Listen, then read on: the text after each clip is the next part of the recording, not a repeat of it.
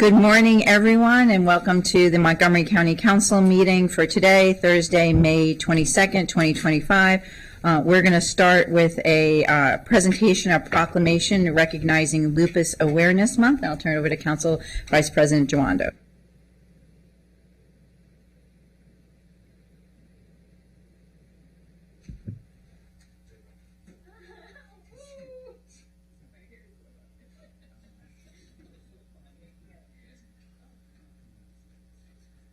Good morning, everyone. And if you're here for the proclamation, please come on down.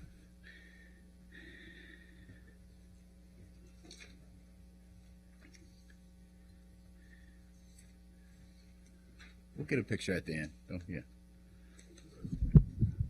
Oh, okay. All right. Good morning.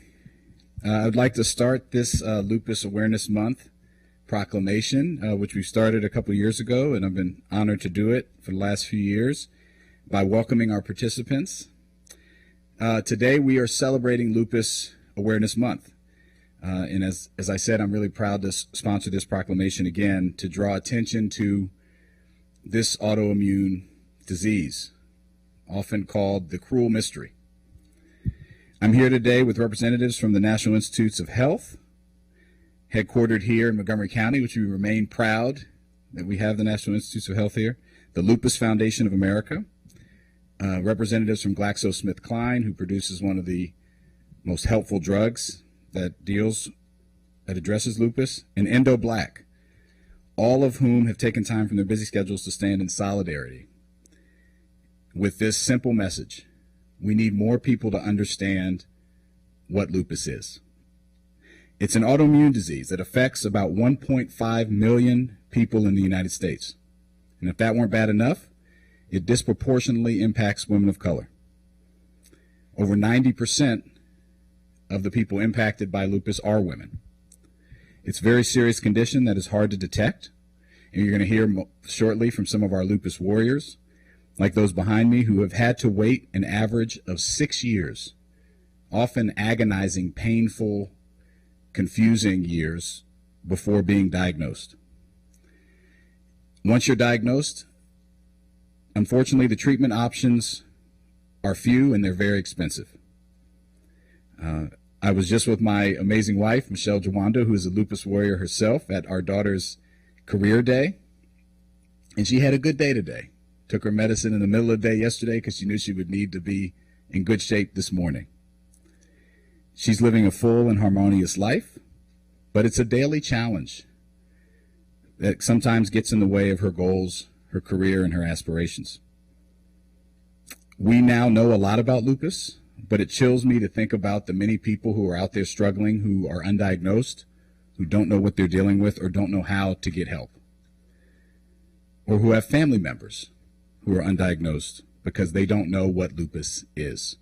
Nothing more frustrating than having someone you love who's in pain that you can't help. There's so much unmet need around lupus. We need to get better at detecting the signs, since they are varied and can be very subtle. We need to understand the warning signs and the risk factors. For example, there's a significant relationship between conditions like endometriosis and autoimmune diseases like lupus. That's why we have Lauren Cornegay here from Endo Black, who has spoken before, but who really works to get that out to the public. We need to develop better treatments so that those living with lupus can truly thrive. That's why we have GlaxoSmithKline here. They've developed Benlysta, which has been the most prescribed FDA-approved biologic for lupus, and they produce and have a facility here in Montgomery County that produces that. We have amazing centers at Johns Hopkins and in the University of Maryland Medical Center, and we have to continue to grow community among those whose lives are touched by lupus. And that's what the Lupus Foundation of America really excels at. And I want to just take a moment, I'll lift this up. They have a great chart that talks about understanding lupus if you go to their website or on their social media. And you should read it, because I guarantee you it's probably impacting someone in your life. So now I want to thank everyone who's been here And I want to thank all those who are out here who are supporting family members or loved ones or themselves who are dealing with lupus, particularly our Black and Indigenous and people of color, our women, who deserve our respect, protection, and awareness, and our investment. So with that, I want to bring up some of our lupus warriors who are here on behalf of the Lupus Foundation of America. And I don't know who's going to go first, but who wants to go first? Come on up. Thank you very much. Good morning, everyone. My name is Christine Zamet. I'm a lupus warrior survivor of 21 maybe years now. I've been affected in many ways. I'm a healthcare provider as well. And so as I take care of people, I have the challenge of also taking care of myself. Days like that for me, I can wake up extremely tired and I still have to go to work. I still listen to people. I still care for people. And sometimes it's difficult with the amount of pain, extreme fatigue. The fatigue, I think, is probably one of the worst parts of lupus. And I would have to say that I'm really encouraged to hear that Benlysta is local, because I just started taking that and it's amazing. And it's given me a new lease on life. I have more energy lately and it's helped to manage the pain that I was experiencing. And I'm going to have an opportunity for my other associates to come up and share, but it's definitely something that's impacted my life, and I'm grateful that I have the support of friends and family that make it all easier. Carol Cordova. Come on up. Good morning, everyone. My name is Carol. I'm originally from Bolivia. I was diagnosed with lupus in 2015 after 5 years of unexplained fevers that took me to the hospital for admission and even a referral to an oncologist. When I was diagnosed, I was referred to a rheumatologist, and I've been able to adhere to a treatment since then. As you may or may not know, there are not enough or sufficient lupus treatments out there in the market. We rely mainly on immunosuppressants as well as on prednisone. And the medications that we take, even though they increase our quality of life, they also have a lot of side effects. And so we need more research and funding for research to come up with better treatments and to research for a cure. I am able to work part-time thanks to the treatment that I take, but I can attest that I wouldn't be able to work if it wasn't for Benlysta, which is the current medication that I do take. So I'm here today representing a lot of lupus warriors who fight an invisible disability, because a lot of us, even though we don't seem that we have a chronic condition or a disability, we do. And even though we have good days, on our bad days, or as we call it, on our flare-up days, we can be hospitalized. We can go for weeks without working. And so lupus really impacts every area and aspect of a lupus patient, meaning the quality of life, the social life, the emotional, psychological, and also the financial aspects of our lives. And thank you so much for having me here today. Tori, right? Yes. Yeah. Good morning, everyone. Sorry, I know I'm a little tall today. Good morning, everyone. My name is Tori Dickerson. I was diagnosed with lupus at 16 years old, but I started presenting symptoms at 14 years old. So my daily struggle is fatigue, but the main lupus that I have is lupus nephritis. And I share with my other lupus survivors that I am on Benlysta. It does help a lot. But as you can see, this disease is very invisible. We all look beautiful today. Yes, they do. But we do have daily struggles, and it's just great to be able to work in an environment where I'm understood, I'm heard, but that's not everyone's story. So that's why advocacy is very, very important. Thank you. Let's give a round of applause to all three of our lupus warriors. Thank you so much for sharing your stories. We're also joined by Zach, Feuerherd, who's the Senior Director at Lupus Foundation for America. So thank you for being here. Now we're going to hear from the National Institutes of Health and Dr. Hassani, who's the Chief of the Lupus Clinical Trials Unit and the Director of the Lupus Clinical Research Program. And members of his team are with him as well. Elaine Pancio, Isabel Ochoa, and Zoraya Manna. So Dr. Hassani.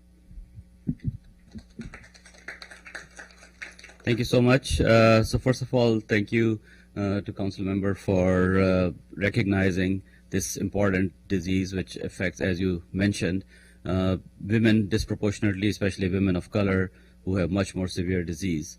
And as you heard from some of the lupus warriors, it's sometimes invisible disease. So on the face of it, patients look okay, but internally they're suffering, and it's a challenge for them and challenge for their families. At the National Institutes of Health, we have a very long history of doing research, trying to understand what causes lupus and how we can treat it better. We have been doing this for several decades, and some of the important breakthroughs in terms of treating lupus has come through the National Institutes of Health, which has set the standards to treat this disease throughout the world. But of course, we have a long ways to go, and we continue to do research. We continue to try to understand and try to make life better for patients with lupus, one patient at a time. So I'm joined by some of my team members here, as you've mentioned, and others are back at work who are still trying to take care of the patients, also being involved in research and trying to understand this. We have some information about what are the current current activities going on in terms of research at the NIH, and we have folders here that we can pass out to some of the warriors. But you can go to our website and get more information, not only about lupus, but also what are the things that we are trying to learn and understand. What are the things we are doing to trying to understand lupus and also trying to treat it better. So thank you again for this opportunity, and thank you to Montgomery County for recognizing this important and cruel mystery. Thank you. Thank you very much, and we're glad you're still there, and we hope you stay there. We know many of your colleagues are under attack, and we've all been very supportive of them. I want to thank Monica Cloud from GlaxoSmithKline, who's here, part of the great team that's producing that really amazing drug that my wife takes as well, and I'm just so glad that it's out there, and Lauren for being here again from Indo Black. All right, now I'm going to read the proclamation. And Katrina, who on my staff, who has been impacted by this disease too. Whereas Lupus Awareness Month is celebrated each May to raise public understanding of this chronic, non-infectious, and serious autoimmune disease. Autoimmune diseases cause the body to attack its own healthy tissue, causing a variety of problems. About 1.5 million U.S. residents have lupus, which has no known cause. And whereas there are 4 types of lupus, with systemic lupus comprising around 70% of all lupus cases. Systemic lupus impacts major organs, including the kidneys, lungs, heart, and brain. Signs and symptoms of lupus can appear inconsistently for years, including hair loss, headaches, painful or swollen joints, photosensitivity, swelling in the feet, legs, hands, and around the eyes, anemia, and pain in the chest. And whereas 90% of people living with lupus are women, women of color experience lupus at a rate 2 to 3 times higher than white women. The disease can affect anyone at any time, especially women aged 15 through 44. Lupus, sometimes called the cruel mystery, can become severe and debilitating, and is one of the leading causes of death among all young women. And whereas advocates and researchers are working hard to change the outcomes for people with lupus, GSK and AstraZeneca have developed pharmaceutical treatments, and the National Institutes of Health, Lupus Clinical Trials Unit, the University of Maryland Medical Center, and the Johns Hopkins Lupus Center all work to provide effective treatment. And whereas organizations like the Lupus Foundation of America make a significant difference in the trajectory of lupus awareness, research, and treatments. 78% of lupus patients surveyed by LFA in 2021 indicated that they are coping well. Through public awareness and advocacy, it is possible to expedite diagnosis, improve access to effective treatments, and create better outcomes for anyone diagnosed with lupus. Now, therefore, be it resolved that the County Council of Montgomery County, Maryland hereby celebrates Lupus Awareness Month presented this day, the 22nd of May in the year 2025, by myself and Council President Kate Stewart on behalf of the entire council. Thank you so much, and please share the news.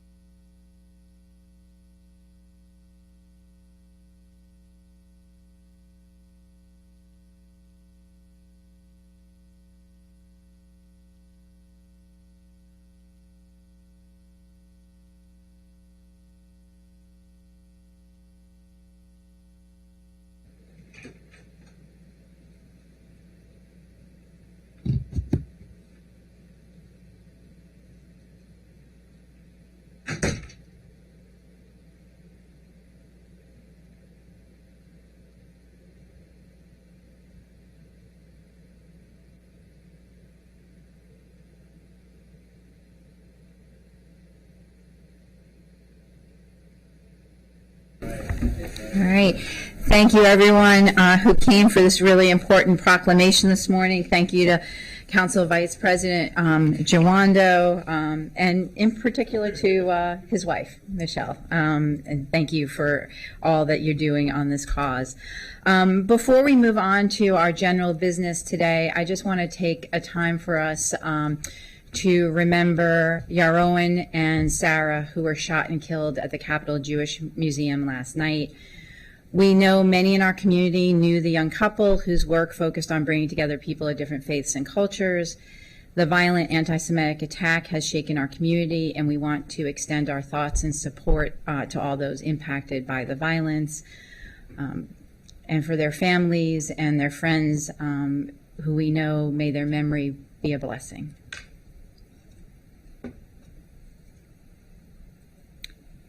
Thank you, everyone. Madam Clerk, will you share today's announcements? Good morning. Added to today's agenda is an announcement that the council will hold a public hearing on the planning board draft of the Master Plan of Highways and Transitways 2025 technical update on July 8th, 2025 at 1:30 p.m. Those wishing to provide testimony in person or virtually must register in advance via the council's website beginning on May 27th, 2025 at 9 a.m. Written, audio, and video testimony may also be submitted via the council's website. Thank you, Madam President. Thank you. The minutes from the April 29th, 2025 council session have been circulated to council members for review. Are there any objections to approving these minutes? Seeing none, these minutes stand approved. Now the council will take action on approval of resolutions for the FY26 capital budget and amendments to the FY25 through 30 capital improvement programs. I'd like to propose that we vote on resolutions 1 through 9 en bloc as a group. Are there any objections to this? Not seeing any objections, I will entertain a motion to approve resolutions 1 through 9. So moved. Council Vice President Jawando moved. Council Member Sales seconded. All those in favor, please raise your hand. And that is unanimous. All right, continuing on to the next batch of resolutions. I would like again to propose that we vote on resolutions 10 through 15 en bloc. Please note that resolution 11.5 within this block is an amendment to the FY25 budget, operating budget for Montgomery County government related to the council's MCPS funding decisions. Seeing no objections, I will first turn to Council Member Friedson. Thank you, Madam President. Just wanted to note Section G of Resolution 10 lists all non-competitive contract awards that will be funded by county government in this budget. These are awards that have been deemed by the Chief Administrative Officer to serve the public interest. Section G for FY26 includes a contract between the county and Bethesda Green. I serve on the board of Bethesda Green, so I want to recuse myself from considering or voting on the Bethesda Green contract specifically, which is reflected on page 42 of Section G in Resolution 10. Thank you, Councilmember Friedson. Seeing no one else wishing to speak, I will entertain a motion to approve these resolutions in block. So moved. Councilmember Lukey moved, Councilmember Sales seconded. All those in favor, please raise your hand, and that is unanimous. All right, and for the final group of the FY26 budget resolutions, are there any objections to voting in block for resolutions 16 through 22? Seeing no objections, I will entertain a motion to approve resolutions 16 through 22. So moved. Councilmember Lukey moved, Council Vice President Jawando seconded. All those in favor, please raise your hand, and that is unanimous. All right, we're done with the budget. Yay! It is official. It is done. All right, we're now going to move on to our legislative session, day 14, for the introduction of two bills.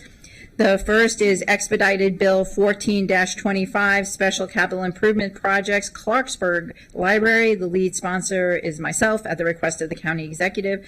A public hearing and action is scheduled for June 17th, 2025 at 1:30 p.m. Mr. Lachenko, I don't know if he's here. Oh, you don't need to come down if you don't want to. You don't need to. But if anyone has any questions, he is here. Not seeing any questions, this bill is introduced. The second bill for our introduction today is expedited bill 15-25, special capital improvement projects, new organics processing facility. The lead sponsor is myself at the request of the county executive. A public hearing and action is scheduled for June 17th, 2025 at 1:30 p.m. Not seeing any questions or anything, this bill is introduced. And the council's final item for consideration today is our consent calendar. Is there a motion to approve the consent calendar? So moved. Councilmember Lukey moved. Councilmember Sales seconded. All those in favor of the consent calendar, please raise your hand. And that is everyone. All right. That is it for us. This meeting is adjourned. The council will be in recess until June 9th, 2025. All right. Thank you, everyone. Thank you again for everyone's hard work on the budget. You are adjourned.